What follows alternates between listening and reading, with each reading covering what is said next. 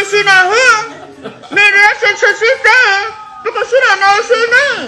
But then she ain't even here to say that she telling the truth or not.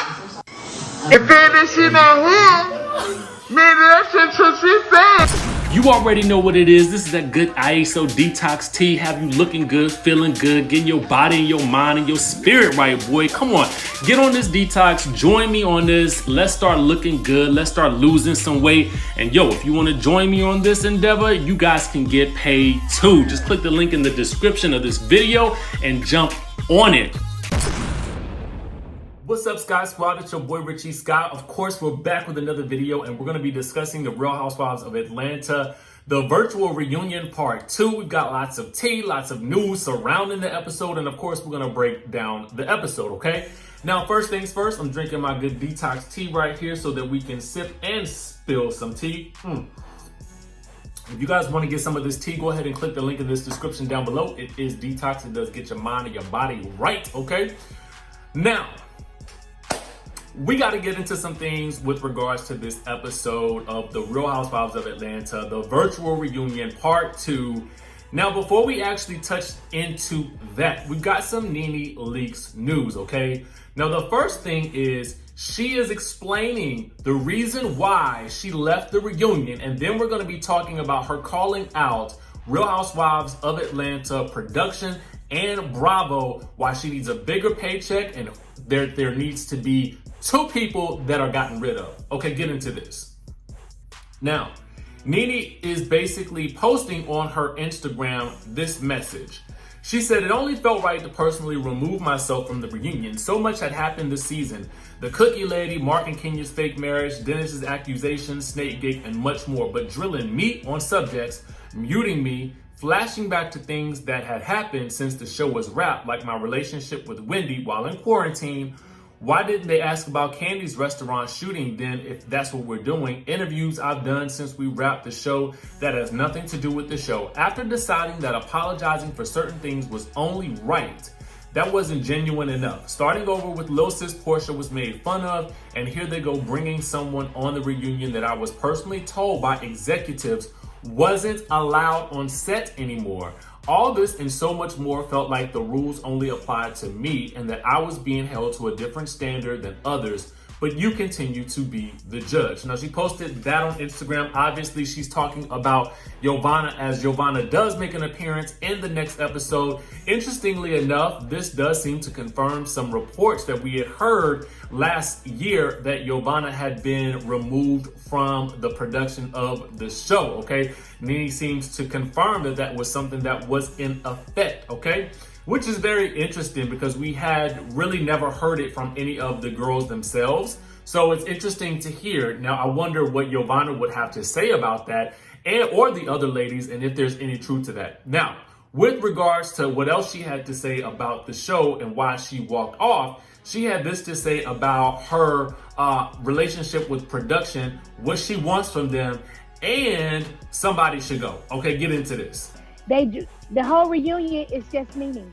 It's NENE, honey. NENE, NENE, NENE, NENE. To the point of, I said to Andy, is there anybody else here, honey? Do you have any questions for anyone else here besides just NENE?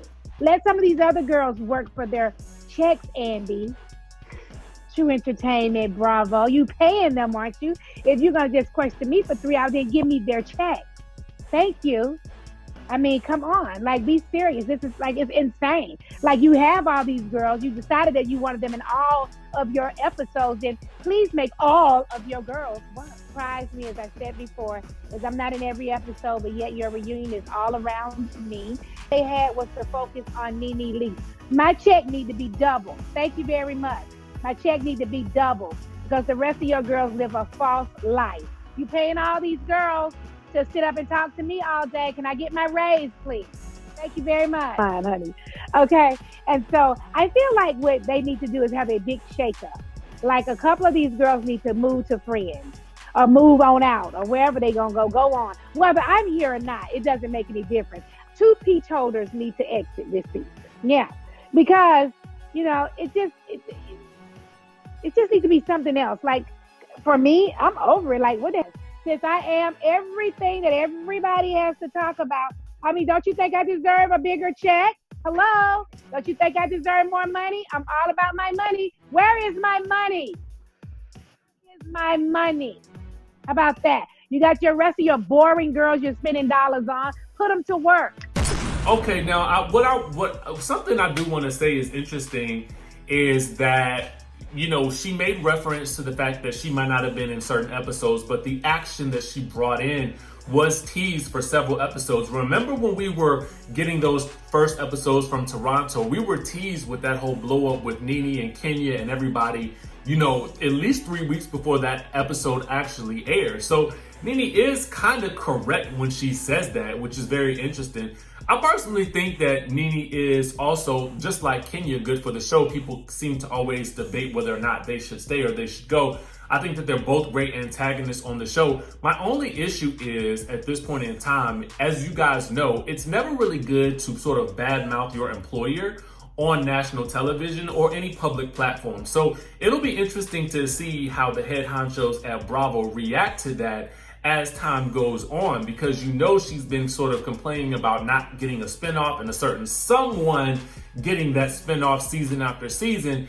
I don't think that this is going to help her case in terms of getting additional spinoffs or for her to come back. I mean, I don't know. It's not too often that you get somebody that will go off on the network that pays them and then get asked to come back. You know what I mean? So it'll be interesting to see how that whole situation plays out as we continue to move along. Now, I want to move on to something else because yesterday was Kandi's birthday. So shout out to Kandi. Happy birthday, Kandi. But NeNe took to her Instagram to wish her a happy birthday. So NeNe said, "I will not let the fake beef you made up stop me from wishing you a happy birthday and posting my favorite pic of us, Kandi. Everybody go wish Kandi a happy birthday. Then tune into Real Housewives of Atlanta to watch Kandi have the fakest want some smoke beef with NeNe segment at 8 p.m. tonight, okay?" Then she wrote, hashtag happy birthday #2, hashtag forgettable, hashtag Candyman, hashtag fun shade, right? Hashtag Miss Atlanta only, okay? So then Kandi responds by basically posting a video of NeNe singing Understanding from the trip to Tokyo when I think it's from the trip to Tokyo when the ladies were having karaoke night, okay? And Eva is singing on the stage. I guess she's singing Understanding.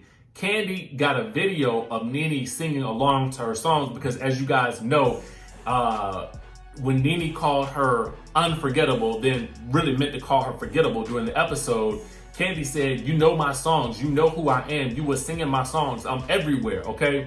Kandi posted this after NeNe posted that birthday post. She said, "What I need from you is understanding, ...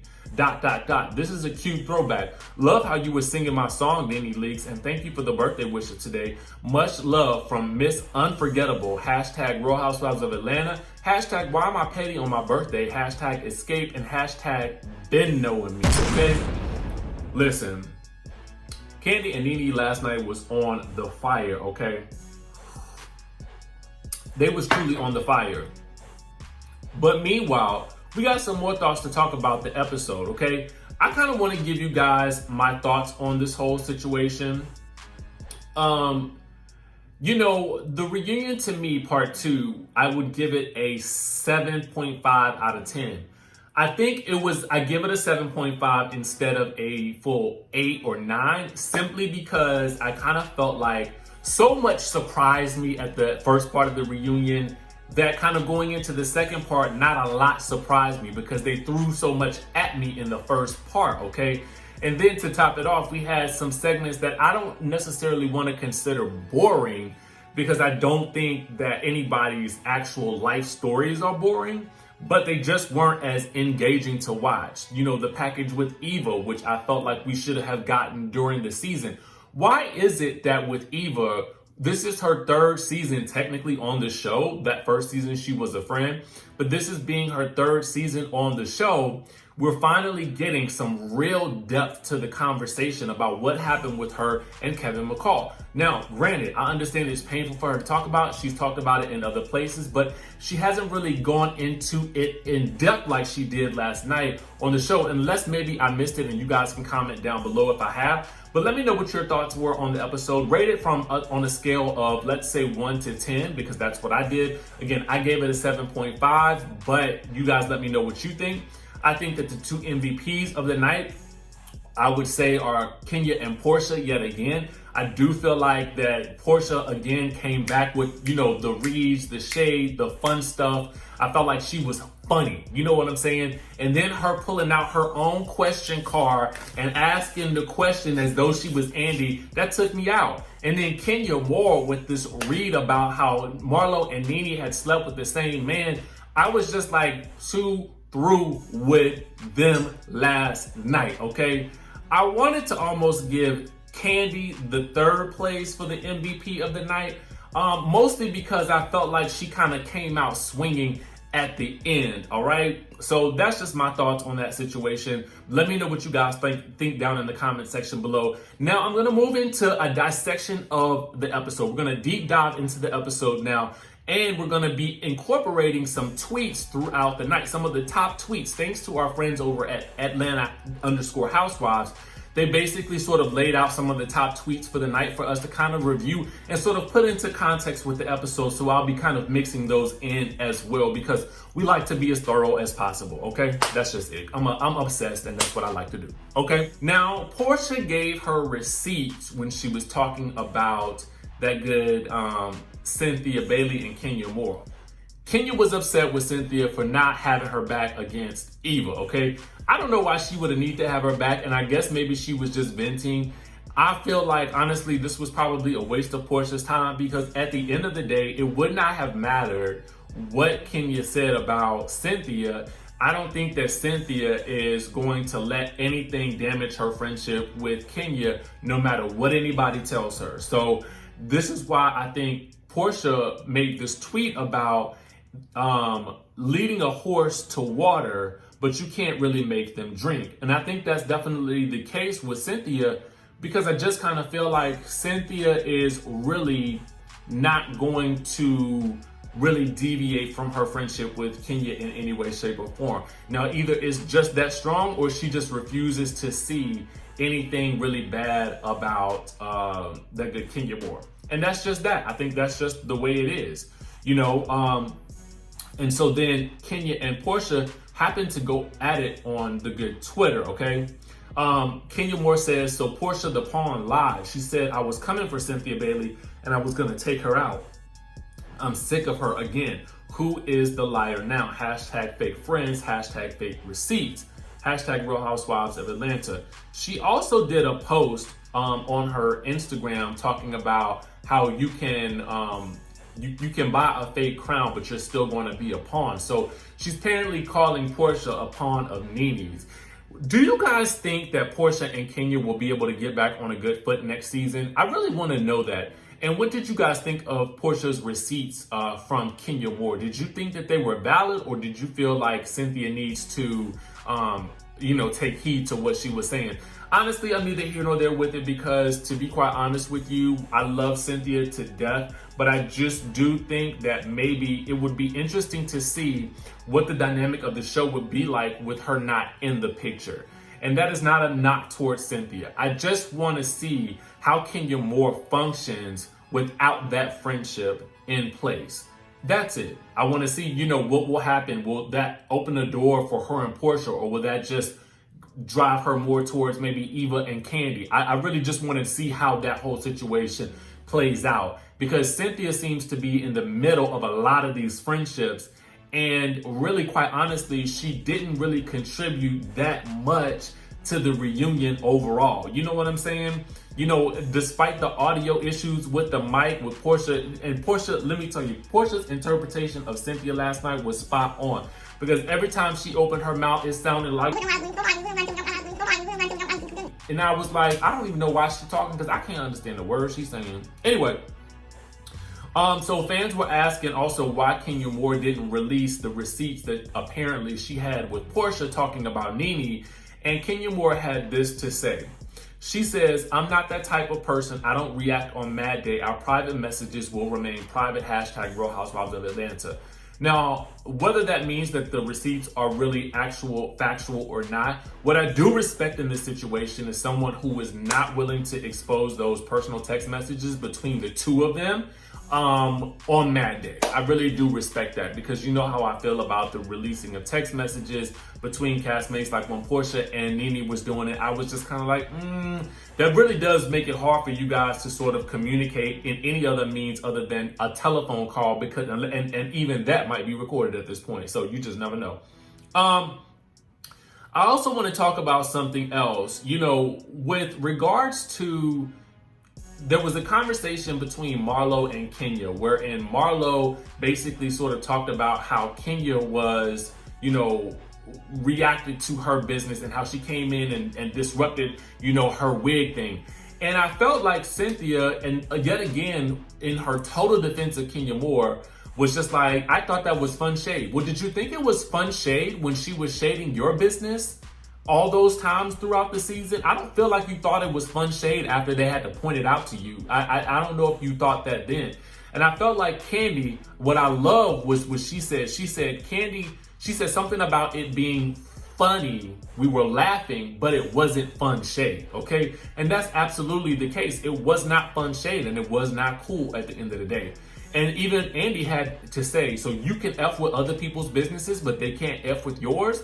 I do find that hypocritical of Miss Kenya Moore. And I just do, I have to say it. So I think to me, one thing that I didn't like also was Kenya's low blow when she said this. She kind of took a situation that was about her and really directed the attention back to NENE. And she accused NENE and Marlo of having relations with the same man 8 years ago. So when NENE denied that being true, Kenya adds, well, why is it that the ugliest bee wants to come for the prettiest girls? You're the ugliest bee on this show. I don't really like stuff like that, because I feel like it's one thing for you guys to shade each other, for you to kind of go in on each other about different things, like, you know, just, I guess I just don't like the ugly comment. You know what I'm saying? It's something about that. I don't like people calling somebody ugly, and I don't like people calling somebody fat. Those two things just really get under my skin like something fierce. And to be quite honest with you, I just find it shameful that that was the only place she could go, because Kenya is a quite intelligent reader. You know what I'm saying? And I feel like when she's on, she's definitely on. You know what I mean? But I felt like that was a low blow, and I felt like it was basic, and I don't like that type of stuff, because I feel like the fat and ugly are two things I feel like, you know, I don't like to see Black people or people in general tossing those two words about with regards to each other. I just don't like it. I do want to talk about this whole situation with Tanya and the cookie lady and Kenya and Cynthia and Kandi, okay? I do feel like Tanya held her own. Obviously, Tanya is not the person that's really going to get down and dirty with you. She doesn't seem like a reader. She seems very, you know, still a little on the timid side. I do appreciate her sort of coming out of her shell just a little bit, but I don't think that she was any match for Kenya at all. I really don't. I think that Kenya was wrong in this situation with regards to the cookie lady. I do believe Kenya knew exactly what she was doing when she brought up the cheating stuff in Toronto. I felt like she was baiting Tanya at that moment. I felt like Kandi and Cynthia knew, which is why Cynthia went ahead and called Tanya afterwards to let her know that that's what the situation was about. Because Cynthia, at a certain point in time, I do believe that Cynthia has good intentions. I do also believe that she's a part of a TV show, part of a reality show, and she can get right down into the mud with the rest of them. However, I do think that she at that point felt consciously bad about that situation, and she knew that she needed to put Tanya on game, that this is actually coming up on the show now. So this is what the situation was.